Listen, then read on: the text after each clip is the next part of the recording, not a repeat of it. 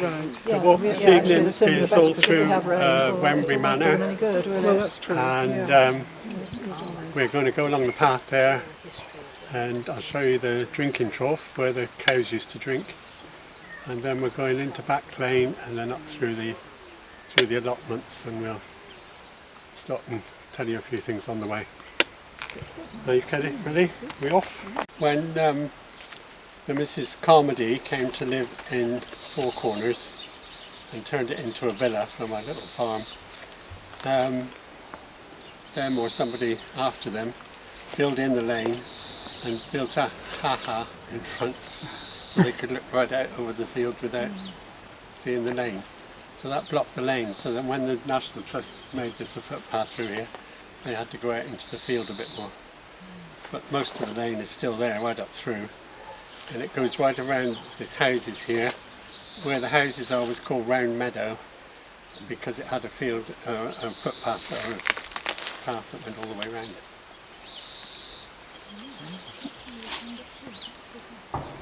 Right.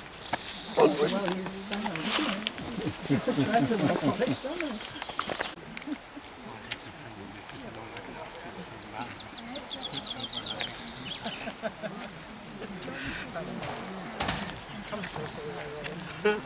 Three fields divided up. One hedge went where the telegraph pole is. But before that it would have been an open field years ago. It would have been one of these fields where the people in the tenements in Knighton would have all had a strip going way back. And when it was Desmond Stevenson was the farmer in Knighton, and he knocked all the hedges down, and he used to graze his cows up here. And then I used to cut hay in this, where the houses are now. I used to cut hay in that one. And down where the buildings are here, that used to be the mushroom farm. Oh, I remember. Yeah, they used to grow a lot of mushrooms there. Captain Kearney and his wife used to do that. And before that it was Captain Eyre, and he had greenhouses and like a small holding, and it was all greenhouses where those houses are over here, over this side. It all changes as the years go by. Manor belonged to King Edgar, all this out to the estuary, and he gave it to the Plimpton Priory, tithe free. So that was how it was until the Reformation. And they had a building here that was to house the monks. Worked on the farm, marvellous farm, produced lots of stuff. But latterly they'd got lazy, and instead of living here and walking to the church to perform the services and christenings and funerals, they had to come from Plimpton, and they had a manager, bailiff, running the farm. So they petitioned for a vicar in 1536, I think, and lots of people in the village signed, and they wanted a vicar because they said babies were, dying and they weren't being christened, and people were there with a corpse all day and nobody would come and do the service. And lots of people signed in the village, but the tenants who lived on Wembury Manor were afraid to sign because it was going against their landlord. So anyway, then the Reformation came, they were all turned out, and the Prior of Plimpton had done these leases to the Ryder family, and the Ryder family came in and carried on farming in the area. And there is one memorial in the church, in the vestry, to the Ryders and the Ryders. So this wall, I think, used to be sort of crenellated, and you can sort of see joins in some little places. But when you get the other side, it's ramparts, and you can stand up and walk along here. But the stonework has got a bit loose now, and if he has an open garden, he won't let people walk up there. But So there was Wembury House was built by Sir John Heel after the Reformation, and he was he's got his memorial in the church by the altar, and he was the sergeant at arms to the king, and then after him came the Heels came to an end more or less, but there was a widow Heel, and when the king came back after the Commonwealth, they all arrived back and they were penniless. So William Crofts, who was one of the king's friends, married the widow Heel. So when you look at the church record books, it starts with the Lord Crofts for Wembury Manor. He had to pay all the dues. So there's some quite famous people been involved with Wembury, and after them it came to General Sir George Monk, who was responsible for, he was on the Commonwealth side and then he changed over and brought the king back, and he was in charge of the army, so he was quite an important chap. And he owned Wembury Manor, and that's why the name Monkswood appears over the end. So also there was 3 houses. There was Sir John Heel's house that fell into ruin. Then there was John Pollexfen's house, Polson. You're supposed to say Polson, I think, not Pollexfen. John Polson, he built another house out of the ruins, and then finally that fell down, and then Mr. Lockyer built the present house in 1800 that's there now. So three main owners, 3 many houses. So what I stopped here for to show you was 2 little buttons. I've got a friend who's a whiz with a metal detector.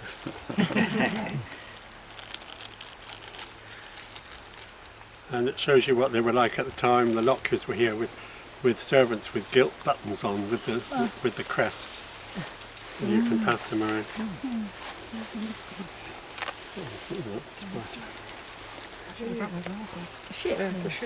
Yeah, it's the crest of the Lockyer family.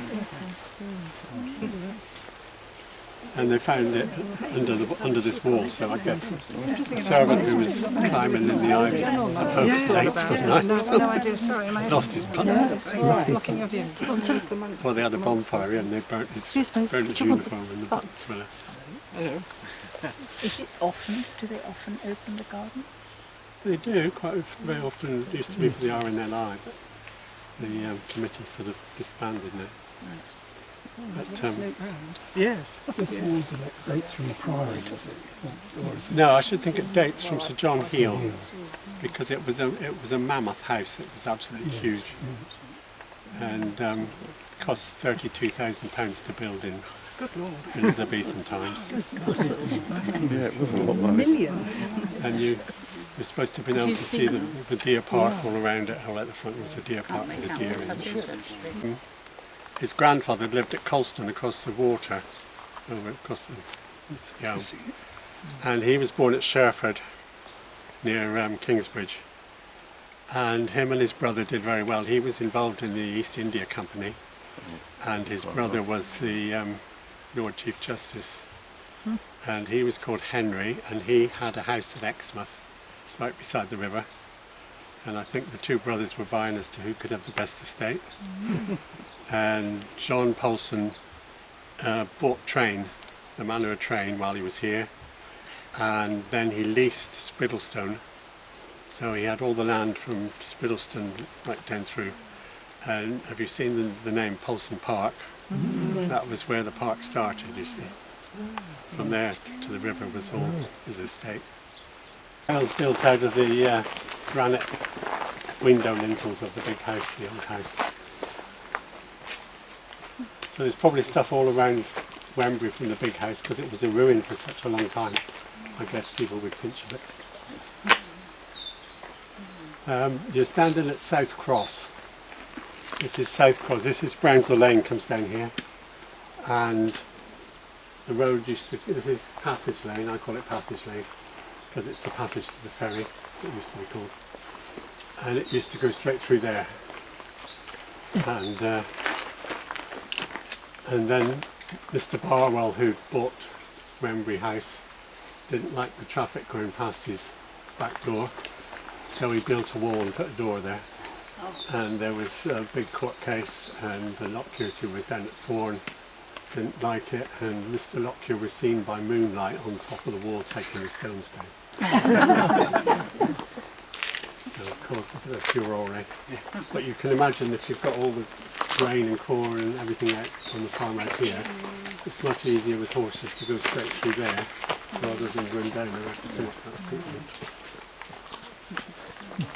We're going to walk out here a little bit.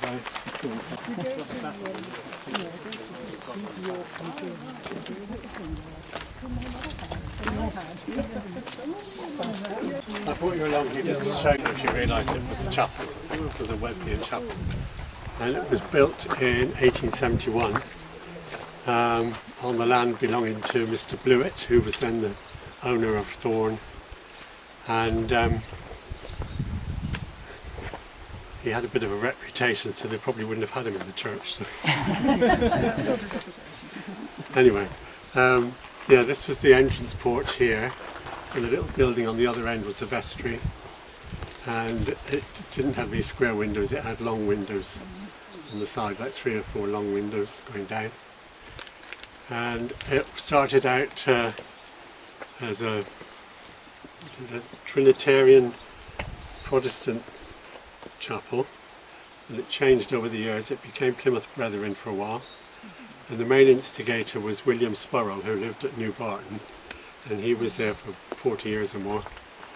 And in the end it was taken up by the Wesleyans, and it was on the Wesleyan circuit. And there's a little book in the record office, and it's all in the front of the book is the history of the chapel and how it was built, when it was built, and all the history right through. So they did struggle. They had periods when it was busy, and the local families would come, and Bertha Pitts was in charge of the Sunday school, and she was complaining because she started with 6 and ended up with 37 pupils, and she couldn't cope with them, so many. So it did have its heyday, and Isaac Foote is supposed to have come and preached a sermon here. That's Michael Foote's father.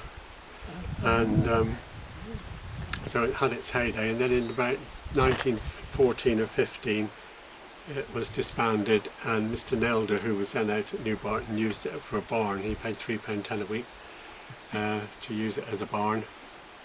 And then in 1917 it was bought by Mr. Bruton from London for £85. 1970. So it's called Thorn Cottage because when Mr. Arkwright was down at Thorn in the 1920s, he was very much into pointer dogs and Jersey cows, so he had a herd of Jerseys down there somewhere, and his pointer dogs were up here, and this was the kennels, hence all the iron railings. And the field, well, the garden has got iron railings right across there, and then there was another paddock with iron railings further up that we took down years ago. But that was all to do with Mr. Arkwright. The coach house, isn't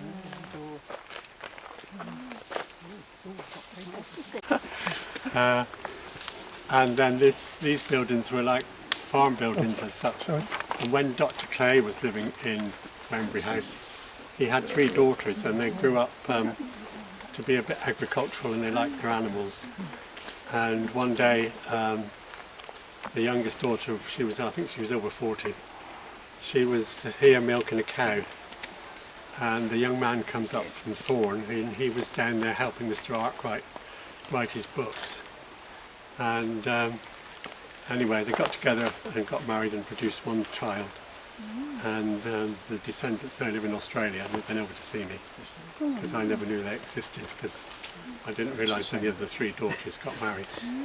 So there was 3 daughters, and one of them went to live at Great Fancy out at Roborough, which I think is where the Park and Ride is now. That's a farm. And the other daughter went to live at Coombe Farm, on where the bend is before you get to Crossroads Garage. And she was an artist, and if you go into Coombe, they've got great big doorways, and the top of the doors will open, because she used to like doing big canvases, and her best work is in Tor Abbey at Torquay. It's huge painting of Wembury, and worth seeing.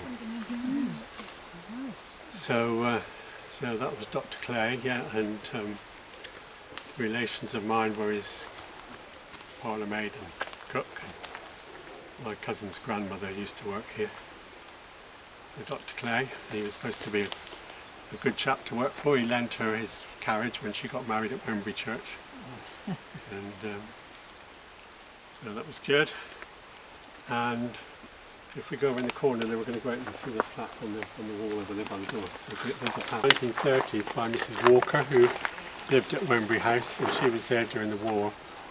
And she used to give out the free orange juice to babies because mother pushed my eldest sister over to get her free orange juice. And so it's quite a stylish house, but it's built, you know, of a period to look like a period, and it's not.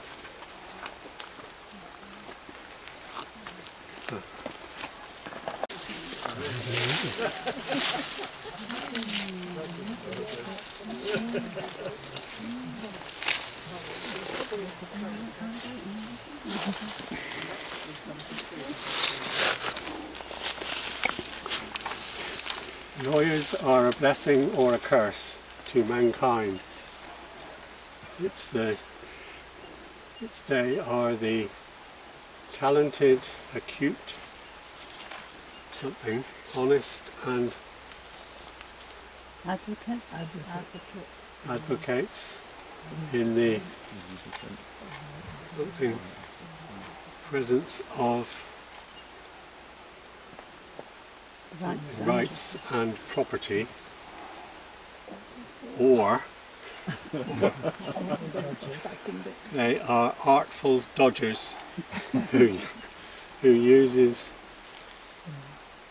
something, all knowledge they possess, something claiming and clutching something. Neighbours purse and property. Yeah. Anyway, I think he thought they were the latter. Mr. Barwell, yeah. He lived in Wembury House. When the Lockyers built Wembury House in 1802, Mr. Thomas Lockyer had an accident.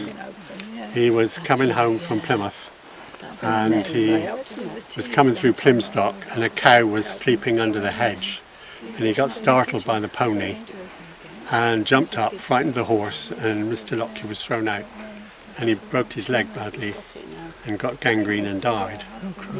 This was in 1806.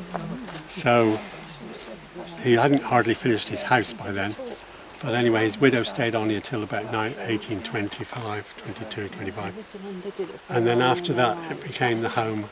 It was sold off from the estate because the Lockyers were always hard up for money. And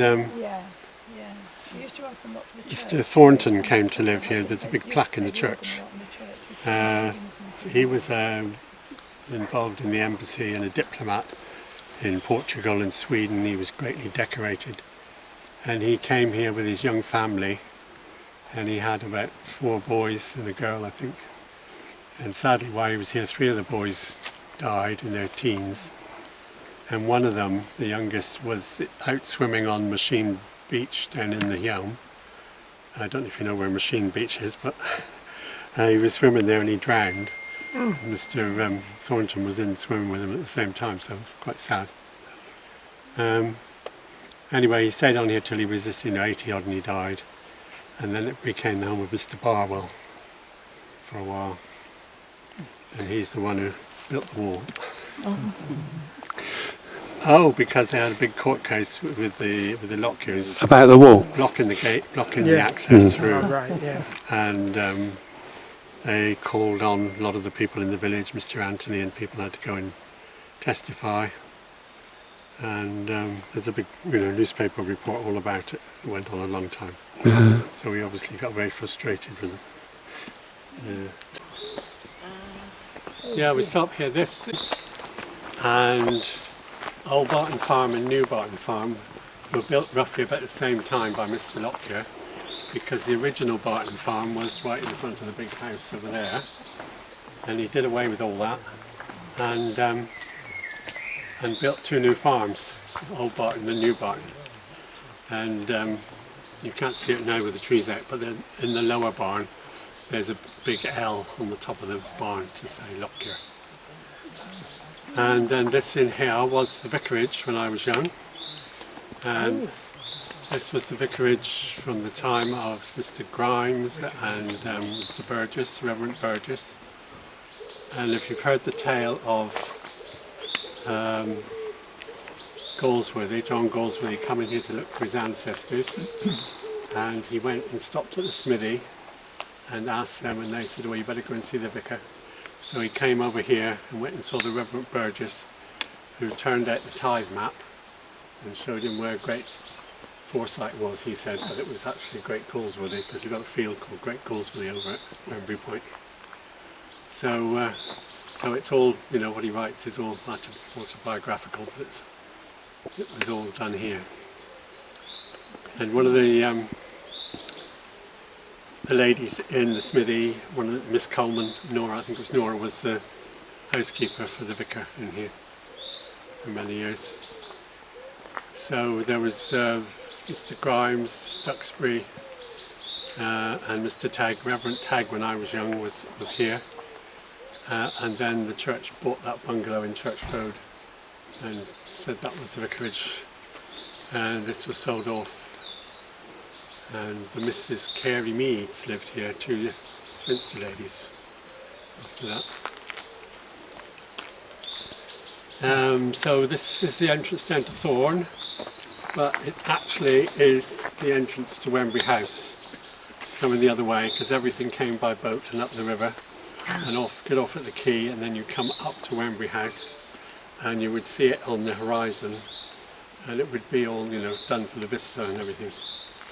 So the actual Thorn House is built on the ruins of the gatehouse, which had 13 fire hearths at the time of the hearth tax, whereas Wembury House had 32 fire hearths. So it was even the gatehouse was big. And I've been down in the cellars with John Gibson, and the cellars are really old compared to the house has been altered and messed around with so many times. And this is the lodge. Mr. Durham used to live in there, and there's a doorway down underneath, and he says that he'd seen an apparition come out the door. Whether that's right or not, I don't know. But there are tunnels around here.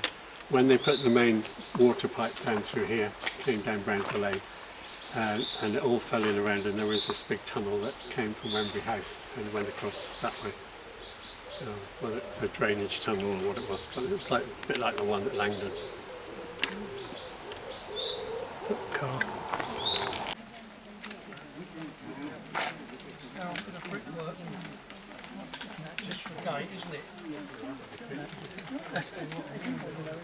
It's a favourite gateway. He used to come through here to go in the gardens.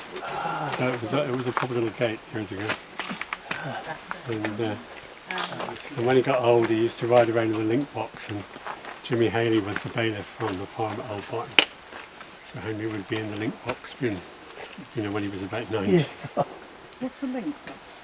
A link box is a metal box that's on hydraulics.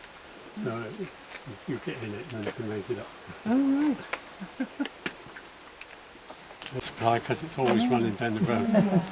And so all this wall along here has sort of been put up afterwards to landscape the, you know, frontage of Wembury House really.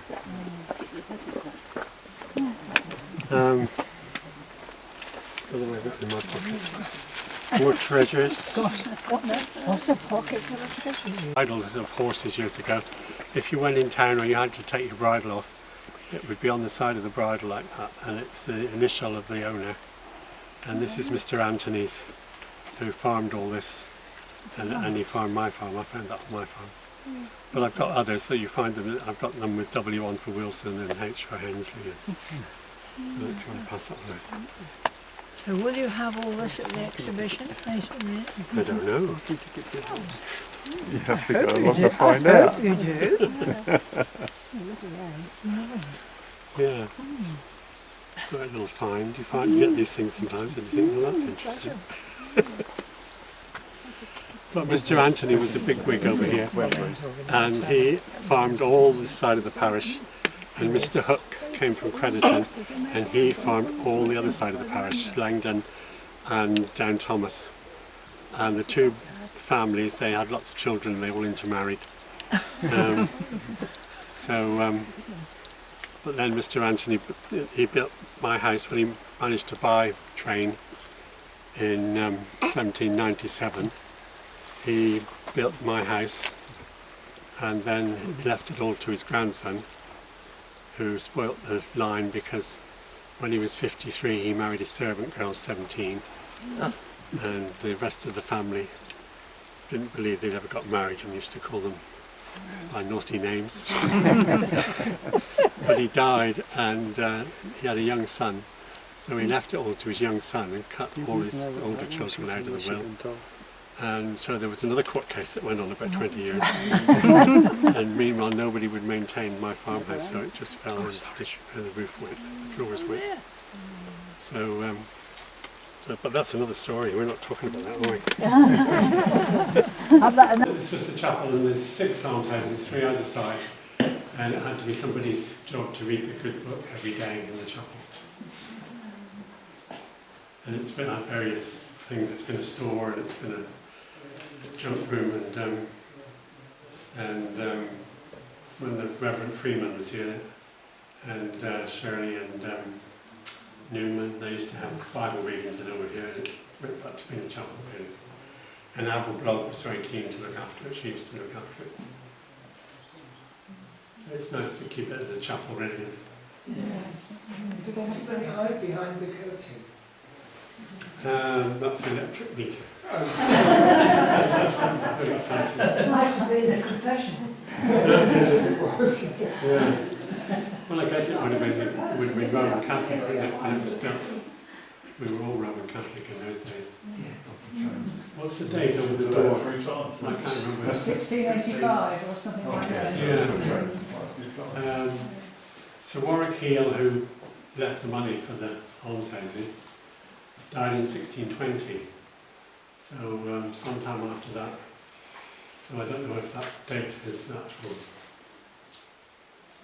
right or not, whether it took all that time to build them. But they're wattle and daub. If you go digging in here, you get to wattle and daub. So they're pretty old. And the roofs right through, it's all open that way, all open that way. Not separated in any way. And originally there were 2 rooms, one down, one up. And then in the 1970s, they built on new kitchens and bathrooms along the back. So they're quite nice now for when you're downsizing. But they're still going anyway, that's good after all these years.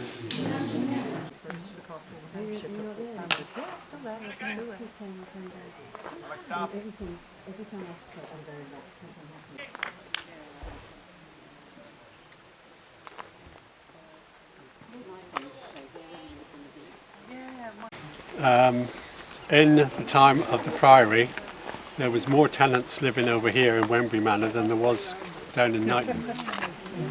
So there would have been more houses here, but nobody knows where.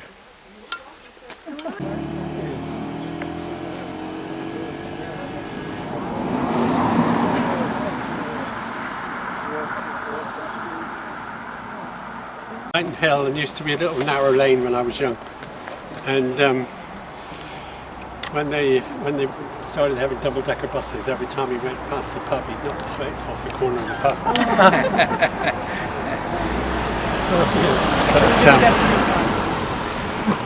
But down, if you go down this way, spread up over and down over, you get to the river. And there was a quay there years ago, so you could go up there and catch a boat if you wanted to. And it was the key for the Wheel Emily. There's the Wheel Emily mine down there, named after Emily Carmody. And so then years ago when they had a donkey, and once a week the donkey would come up through the village, people would put their rubbish in, and he'd take it down there and he'd drop it down the mine shaft. Right. There was a great big, circular shaft, and they just took all the rubbish down. And then in the 60s, the people, lads from the Polytechnic, came out and opened up the mine, and found all these bottles, Victorian bottles with stoppers in and all sorts of things, and they were slogging them off. Yeah. Sorry? Antimony and silver lead. Yeah, but it was never terribly successful. They tried it 2 or 3 times, got going, and then it failed again. But on the early census of the 1851, these were miners' cottages here. That's why the cottages are like they are. Miners' cottages for the real Emily. The top cottage was called Kembers, and the bottom cottage in that row there was Goodhouse. So it was Goodhouse and Kembers, and the 2 cottages in between were an afterthought and put in afterwards. So they're squeezed in. They got very thin walls. But the one down the bottom is a good house. It's well built, and it used to be the village shop at one time. It used to sell sweets and stuff in there. It used to have a double, stable door and everything, and it's got a big passageway in there. Yeah. And he was a bit of an artist. He was always painting. In there, and she had this bowl in the corner in the little alcove, and she said, whoever owns the house has to have the bowl. And is it still there? No. The original farmhouse, this is North Ditch Farmhouse, and North Ditch was the pre-runner to Knighton Farm. It became Knighton Farm later, and then it went across the road. That's Knighton Farm over there. But you can see it's got through passage there, right through the middle, and there's one cottage that side and one that side. So there's like circular stone staircase could originally have been outside, and there's one behind Adrian Millership's house further down, and that one's got a similar stone staircase going away like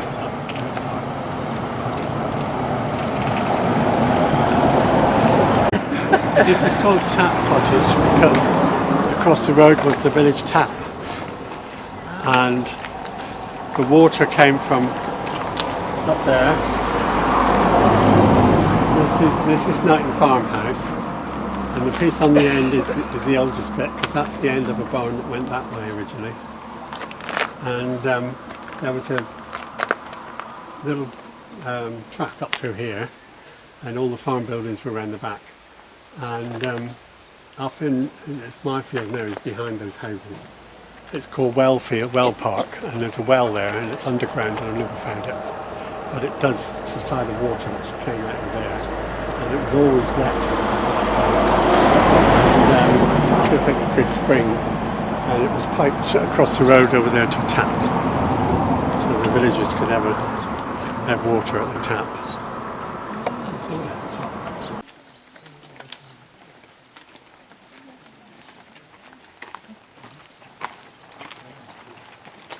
Four corners, and it's like a little villa, and it's been called Knighton Villa and all sorts of names. Originally it was Nichols's tenement, and when Mr. John Wilson lived there, he was the village butcher, and it was a slaughterhouse. So they still got farm buildings down there, and they were all thatched years ago. Mr. Carmody at Langdon, the last of the Carmodys, he didn't do his duty, and he was living with a married woman, a ménage à trois, and all he wanted to do was go hunting. So he was involved in the hunt, the West Devon hunt. So he lived up at Tetcott, and instead of producing an heir and carrying on, so in the end he got had to sell Langdon. And he had 3 sisters living at Langdon, so he had to move them out, so they came to live here. and they turned it into like a villa. So it would have been a carriage drive right down the back, and Back lane. came in the back way. Yeah. So that was the Mrs. Carmody, and they were always falling out with different things because they were the old brigade, and things at the church weren't done as they thought they should be done.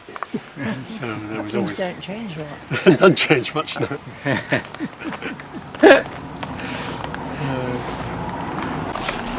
This cottage used to be the village post office at one time, and the Drake family used to run it. But originally it was built by one of the Colemans. There was two brothers. There was one in here and Nicholas in here, and Nicholas wanted to get married, so he built the cottage on Coleman ground.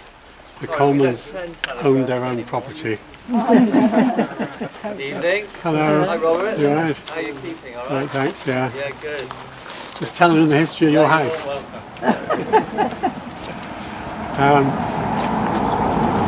Yes, so then Nicholas Coleman built this house and got married, but he moved on and he ended up having the pub and running a blacksmith shop over there, and then he was at Spiral.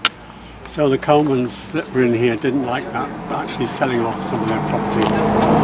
So they never ever spoke to the people who lived in that house. Until I think Mrs. Kitto came, and then she got friendly with Mr. Perrin who lived in there. But until then, they never spoke. The Colemans lived here. It was a big family of 3 or 4 girls and 3 or 4 sons, and only one of the daughters got married and produced a child, and they fell out. So the aunties in here never saw the children growing up, and she used to go in town and watch them coming out from school just to get a glimpse of them. It's quite sad. So they lived here, and when it was bonfire night they used to taunt them because they were always afraid the thatch was going to catch on fire with the fireworks. And John Simmons, the eldest one, he had a girlfriend up at Higher Sprittleston, and he used to go out for tea every Sunday, but she got tired of waiting, and he couldn't marry her because his house was full of his family that he had to look after. So that was then. He lived to be 97 and died in 96, I think. But across here, that is the lane that comes to where we were at the back, and the lane comes down there. It's all grown in with brimbles. And this was all the Coleman's gardens up here, and there was a barn on the end there. And well, it's probably out in the road actually. With the road right there. But they used to fatten a bullock in there, and you'd keep a bullock till they were about 3 years old in those days. And they used to feed it, and then they couldn't get it out the door. And they had one cat. This is the old forge, and there's behind you is where the fire was, and that's the original anvil sitting on his block. And everything was sold, and when it was left, who did? Mrs. Kitto left it to some charity, didn't she? Left it to a friend, I think. Some of it, yeah. Oh yeah, it went to the solicitor's niece. Well, the solicitor we bought it from was his mother, I think. Yeah, it's all a bit obscure. Mrs. Kitto, she was the last of the line, and she was a quaint little soul. And for some reason she decided to leave it to her solicitor's mother. Anyway, everything was sold, and we went to the sale, and I bought the anvil and brought it back. With your tractor and pickup. Yeah. And there are bellows behind. Behind is the big bellows, yeah. So if you lived in a village, where would you go to have your hair cut? Where would you go to have your teeth pulled out? You'd go to the blacksmith. Where would you go if you had a sick horse? Where would you go if you had something wrong with your animals? And in Pound's shed, I went and turned it out in the shed that you found in the garden, and there was the book, all the remedies, how to cure your horse of a strain. And the first thing you do is you kill a mastiff pup, and you stuff it with snails, and you roast it, and you collect the fat, and then you rub the fat on the back of the horse, and by that time he's probably got better anyway. Died. Yeah. So then obviously they, you know, if you wanted to know anything, you come to the smithy, and they were quite educated people, and they played musical instruments in the church before the organ, and they used to be hung up there somewhere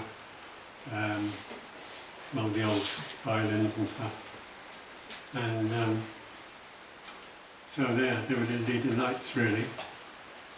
But all things come to an end. And Mrs. Kitto's husband was an amateur artist, Yeah, Claude. Claude, and most of the pictures we found in an old sort of sketch pad, and Yeah, they'd been eaten away in parts by probably. things. And so we trimmed off the worst bits and had them framed. Yeah. Yeah, no, he used to do, he used this as his painting studio, and he used to do lessons. Yeah. So, so that was the Colemans. And they had a well, and the son-in-law tested the water, and he said it was unfit to drink, but I guess the Colemans had always been drinking it, so they were all right. Well, your son tested it. No, Mrs. Kitto's father had it tested. Oh, okay. Yeah, he was a schoolmaster. He was her mother was a school teacher, and he was the headmaster of St Neots. And they're all buried out at Cornwall Church. They were called Chalice. Mrs. Kitto, and she became a postmistress in Plymouth, and she had to give up a shop when the old boy died and come and live here. So they had to do it up a bit to make it a bit habitable. Yeah. And went away. There was just, I was going to tell you about the house opposite the shop. That used to be a farmhouse. That's pretty old. And then there's the cottages down at Watergate, which were known as Dawson's cottages. Because Mr. Dawson, when he was at Wembury House, he wanted somewhere for his workmen to live, so he built the cottages.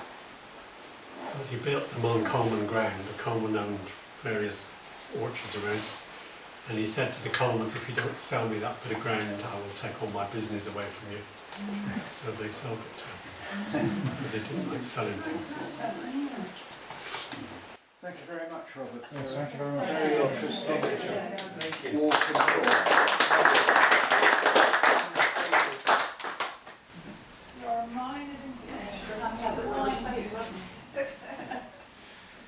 I've made it on 2 sticks, so it might be the last time I can do it. Next time, I'll be in a wheelchair.